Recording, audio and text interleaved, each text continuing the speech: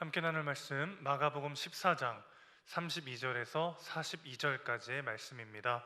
신약성경 81면 마가복음 14장 32절에서 42절까지의 말씀 함께 보도록 하겠습니다.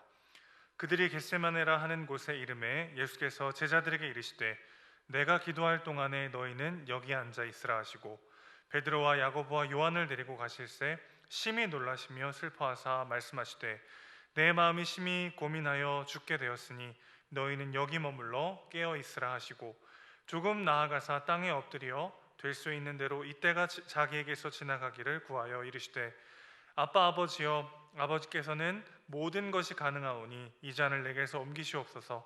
그러나 나의 원대로 마시옵고 아버지의 원대로 하옵소서 하시고 돌아오사 제자들이 자는 것을 보시고 베드로에게 말씀하시되 시몬아 자느냐 내가 1시간도 깨어 있을 수 없더냐. 시험에 들지 않게 깨어 있어 기도하라. 마음에는 원이로되 육신이 약하도다 하시고 다시 나아가 동일한 말씀으로 기도하시고 다시 오사 보신즉 그들이 자니 이는 그들의 눈이 심히 피곤함이라. 그들이 예수께 무엇으로 대답할 줄을 알지 못하더라. 세 번째 오사 그들에게 이르시되 이제는 자고 쉬라. 그만 되었다. 때가 왔도다. 보라 인자가 죄인의 손에 팔리느니라. 일어나라 함께 가자. 보라 나를 파는 자가 가까이 왔느니라. 아멘. 예수님은 제자들에게 기도하는 방법을 가르치셨을 뿐만 아니라 기도를 몸소 본으로 보여주셨습니다. 식사하실 겨를도 없이 바쁘실 때도 예수님은 그 모든 것을 멈추시고 기도의 시간을 확보하셨었죠. 또 기도로 사역을 시작하셨고 사역의 마무리도 기도로 채우셨습니다. 십자가의 죽음과 대속이라고 하는 공생의 클라이막스를 앞두고도 예수님은 또 기도하러 겟세마네로 올라가셨죠. 죽음을 앞두신 예수님의 겟세마네 기도를 통해서 우리는 기도와 관련한 아주 중요한 메시지들을 배우게 됩니다. 세 가지로 정리해 보도록 하겠습니다. 첫 번째는요, 함께 기도할 기도의 동역자가 필요하다는 것입니다. 예수님은 베드로와 야고보 그리고 요한 이 세 사람을 따로 부르시고 그들에게 자신을 위해 기도해 달라고 부탁하십니다. 이 세 사람이 다른 제자들보다 더 성숙하고 믿음이 좋아서가 아닙니다. 물론 이 세 사람은 후에 초대교회에서 아주 중요한 역할들을 하는 기둥이 되겠지만 현 시점에서는 그들은 12 제자들 중에 특별 관리 대상에 더 가까운 사람들이라고 할 수가 있겠어요. 베드로는 성격이 급했기 때문에 늘 실수가 많았던 사람이고, 또 야고보와 요한은 예수님이 왕이 되시면 제자들보다 높은 자리를 선점하려고 하다가 제자들에게 공분을 샀던 사람들이기도 합니다. 예수님은 지금 이런 그들에게 기도를 부탁하고 계신 것이죠. 예수님은 왜 잠에 빠져서 기도할 힘도 없는 이 연약한 자들에게 기도를 부탁하셨을까요? 기도는 기도하는 사람이 아니라 기도를 들으시는 분을 의지하고 하는 것이기 때문에 그렇습니다.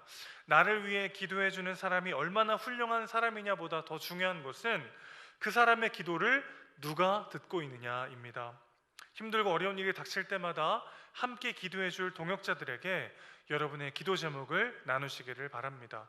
그 사람이 엄청난 능력이 있어서가 아니라 그 사람의 기도를 들으시는 분이 전능하신 분이기 때문에 합심하여 기도할 때 우리의 한계를 뛰어넘어 일하시는 하나님의 능력을 경험하게 될 줄로 믿습니다. 저는 사역하면서 중보기도의 힘을 경험한 적이 참 많이 있습니다.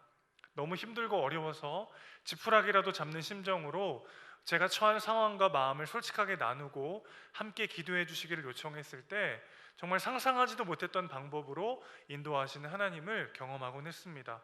기도의 동역자들을 꼭 만드시기를 다시 한번 간곡히 부탁을 드립니다. 하나님은요, 우리의 기도를 통해 반드시 일하십니다. 특별히 여러분의 다락 식구들과 함께 서로를 위해 기도하는 기도의 공동체를 세워가시기를 소원합니다. 서로를 위한 중보기도를 통해서 우리는 우리의 능력을 뛰어넘어 일하시는 하나님의 능력을 경험하게 될 줄로 믿습니다. 두 번째입니다. 주어진 삶을 감당하기 위해서는 반드시 기도가 필요하다는 것입니다. 예수님은 왜 제자들 전부가 아니고 이 세 사람만을 특별히 불러서 기도하라고 하셨을까요? 마가가 거기에 대해서는 정확하게 기록하지 않고 있습니다만은 우리는 이 세 사람이 다 죽음을 각오하고 예수님을 따르겠다라고 선언했던 사람들이라는 것을 알고 있습니다. 마가복음 14장 29절과 31절을 보시면 베드로가 예수님을 위해서 죽음까지도 불사하겠다는 고백을 우리는 볼 수 있어요. 또한 마가복음 10장 38절과 39절을 보면은 야고보와 요한이 예수님의 죽음의 잔을 기꺼이 마시겠다라고 자신 있게 공언하는 모습을 보게 됩니다. 자, 그러니까 예수님은요 지금 자신의 죽음을 위해서 기도로 준비하시는 바로 그 현장에서 제자들도 자신들이 원했던 사명의 자리를 감당하기 위해서 기도로 준비하라고 특별히 그 세 사람을 부르고 계신 것이죠. 기도할 때 우리는 주어진 하루를 살아낼 수 있는 힘을 하나님으로부터 받게 됩니다. 기도할 때 우리에게 주신 사명을 감당할 수 있는 능력을 얻게 되는 것이죠. 그렇기 때문에 우리는 힘들수록 기도해야 하고 바쁠수록 더욱더 힘써 간구해야 될 줄로 믿습니다. 예수님이 3번이나 부탁하셨는데도 제자들은 잠에 빠져버리죠. 사실 제자들의 피곤함이 다분히 이해가 되는 상황입니다. 그들은 분주하고 힘든 하루 일과를 보냈습니다. 그리고 오늘은 특별히 유월절 만찬까지 있었어요. 육체적으로 피곤했을 것이 당연합니다. 예수님도 졸고 있는 제자들에게 마음에는 원이로되 육신이 약하구나 라고 말씀하십니다. 그런데 예수님은 제자들의 이러한 피로함과 연약함을 다 아시면서도 3번이나 깨어서 기도하라고 부탁하십니다. 41절을 보시면 3번째 오셔서는 이제는 자고 쉬라 이렇게 번역이 되어 있지만 아직도 잠들어 쉬고 있느냐 이렇게 질문으로 번역하는 것이 문맥상 더 적절한 번역이다라고 할 수 있겠습니다.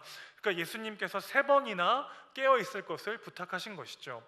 3번이나 깨어 기도할 것을 부탁하시는 예수님과 3번 모두 잠들어 있는 제자들의 모습은요 베드로의 3번의 부인의 전조가 됩니다. 기도하지 않고는 우리에게 주어진 삶을 온전히 살아낼 수 없습니다. 기도하지 않으면 우리에게 맡기신 사명을 제대로 감당할 수가 없는 것이죠. 그렇기 때문에 우리는요 연약해서 힘들어서 바빠서 기도할 수 없습니다 핑계댈 것이 아니라 연약하기 때문에 바쁘기 때문에 힘들기 때문에 기도해야 함을 기억해야 될 줄로 믿습니다. 연약한 육신을 가지고 있기 때문에 시험에 들지 않기 위해서 더욱 간절히 기도해야 된다고 오늘 예수님은 제자들에게 말씀하고 계신 것이죠. 우리는 힘들고 어려운 시기를 보내고 있습니다. 이럴수록 우리는 더욱 깨어 기도해야 될 줄로 믿습니다. 기도할 때 우리는 오늘 하루를 살아낼 수 있는 새 힘을 하나님으로부터 얻게 될 줄로 믿습니다. 그 능력과 힘을 누리는 우리 모두가 되길 소원합니다. 마지막 3번째입니다. 기도해야만 하나님께 순종할 수 있음을 우리는 겟세마네 기도를 통해 배울 수 있습니다. 예수님은 겟세마네라고 하는 곳에서 기도하셨는데 이 겟세마네는 올리브 압착틀이라는 뜻으로 이렇게 번역할 수가 있을 것 같아요. 당시 사람들은요 올리브 열매를 어떤 틀에 으깨서 기름을 짜곤 했습니다. 겟세마네는 십자가를 지시기도 전에 몸이 으깨지는 듯한 고통을 느끼고 계신 예수님의 상황과 절묘하게 맞아떨어지는 장소인 것이죠. 예수님은 이곳에서 극도의 공포와 고통을 느끼고 계십니다. 예수님은 무엇 때문에 그렇게 괴로워하셨을까요? 이제 곧 당하게 될 육체의 고통을 미리 아셨기 때문일까? 그런 생각도 해본 적이 있습니다. 예수님은 채찍을 39번이나 맞으셨죠. 이 채찍 끝에 달린 뼈 조각 또 새 조각 때문에 온몸의 살점이 다 떨어져 나가셨을 것입니다. 그리고 당시에는 너무 잔인해서 흉악범들에게만 집행했던 이 십자가형을 통해서 예수님은 돌아가시게 되죠. 한마디로 예수님은요 십자가를 지시던 그날 너무나도 심한 육체적인 고통을 당하셨을 것입니다. 그러나 예수님은 이런 육체적 고통과 죽음을 두려워하시는 것이 결코 아닐 것입니다. 예수님의 제자들도 초연하게 죽음을 맞이했음을 우리는 잘 알고 있습니다. 예수님이 정말 두려워하셨던 것은 무엇일까요? 예수님은 이 잔을 내게서 옮겨달라고 간구하십니다. 구약적 배경을 보면 이 잔이라고 하는 것은 하나님의 심판의 잔, 진노의 잔을 의미합니다. 즉 하나님의 저주의 잔을 의미하는 것이죠. 하나님을 거부했던 사람들이 받아야 할 저주와 심판을 예수님은 몸소 당하실 것입니다. 그래서 예수님은 하나님과의 관계가 끊어지고 하나님의 진노가 쏟아질 것을 미리 보시고 두려워하셨던 것이죠. 창세전부터 하나님 아버지와의 깊은 관계를 누리고 계시던 예수님은 그분과의 철저한 단절을 미리 아시고 고통을 느끼셨던 것입니다. 그래서 예수님은 그 잔을 옮겨달라고 간절히 기도하시죠. 그러나 기도하면 기도할수록 예수님께는 하나님 아버지의 마음이 전해졌습니다. 세상을 구원하기 원하시는 처절하고 절절한 아버지 하나님의 그 사랑의 마음이 예수님의 마음까지 전해진 것이죠. 그래서 예수님은 하나님을 설득하러 들어갔다가 하나님께 설득되어 나오십니다. 사실 기도의 중요성을 모르는 사람은 없을 것입니다. 나를 위해 기도해 줄 동역자가 필요하고 또 하나님 주시는 위로와 새 힘으로 주어진 하루를, 주어진 삶을 살아내기 위해서는 기도해야 된다는 것을 우리는 너무나도 잘 알고 있습니다.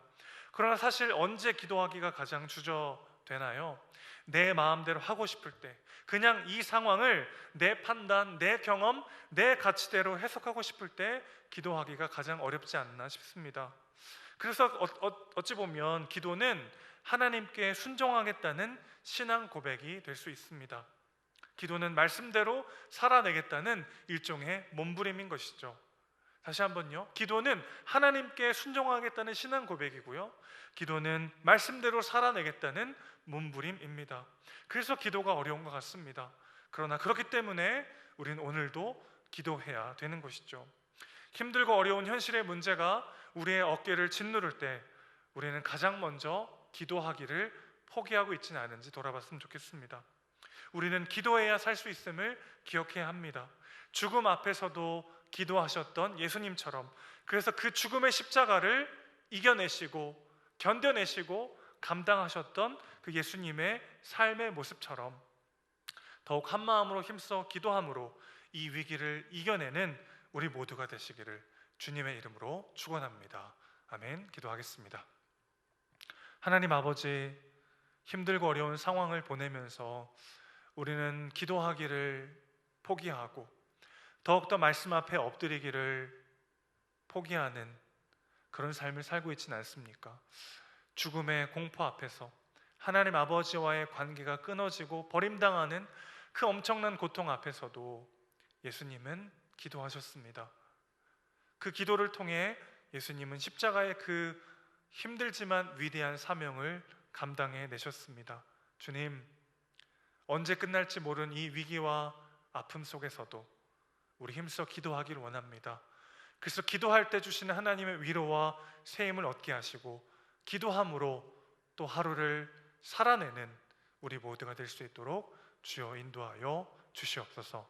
우리 사랑이시고 주인이신 예수님의 이름으로 기도합니다. 아멘.